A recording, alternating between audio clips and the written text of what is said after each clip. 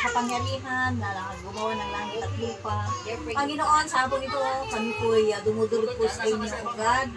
At kami po ay nagpapasalamat sa buhay po ni Gabriel, Panginoon, sa oras na ito, Lord, dahil binigyan mo ng isang taon ngayon, O God, Lord, sa kanyang kaarawan, O God.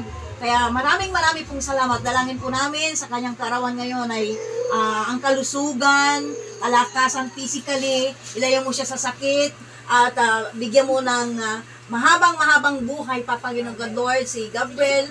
Hallelujah, God. At dalangin ko, O Diyos, even Lord, ang kanyang mama, ang kanyang papa, na malayo man sa kanya, dalangin ko ang batang ito lumaki na may takot sa iyo, Panginoon God, Lord. Hayaan mo na mga tito at tita niya, Panginoon God, Lord, ang maggabay sa kanya habang siya naririto, Panginoon, sa Pilipinas, O Lord.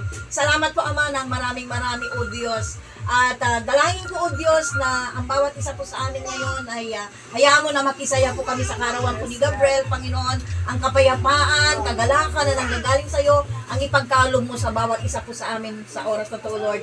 Even God, yung mga nakahandang inihanda po ni Gabriel na pasasalamat po niya sa kanyang kaarawan, Lord. Dalangin po namin yung mga pagkain to na naihanda. Pagpalain mo rin po yung mga ginamit mong nagluto nito, Panginoon God, Lord.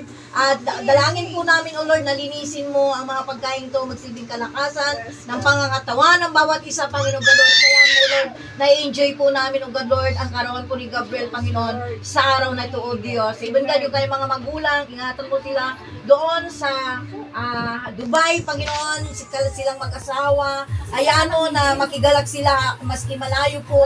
Si Gabriel ngayon, Panginoon God, Lord, hayaan mo, Lord, na makigalak sila sa kanyang kaarawan, Panginoon God, Lord. Salamat po, Ama, ng maraming. Ingatan mo ang bahay na to, pagpalain mo, manatili ang kapayapaan at kaayusan sa kanyang kaarawan ni Gabriel, Panginoon God, Lord. Salamat po ng marami. Sa iyo namin ibinabalik ang papuri, pasasalamat at pagdakila. Sa tanging pangalan mo lamang, Panginoong Hesus, ito ang aming mga dalangin. Ang lahat ay magsabi na, Amen!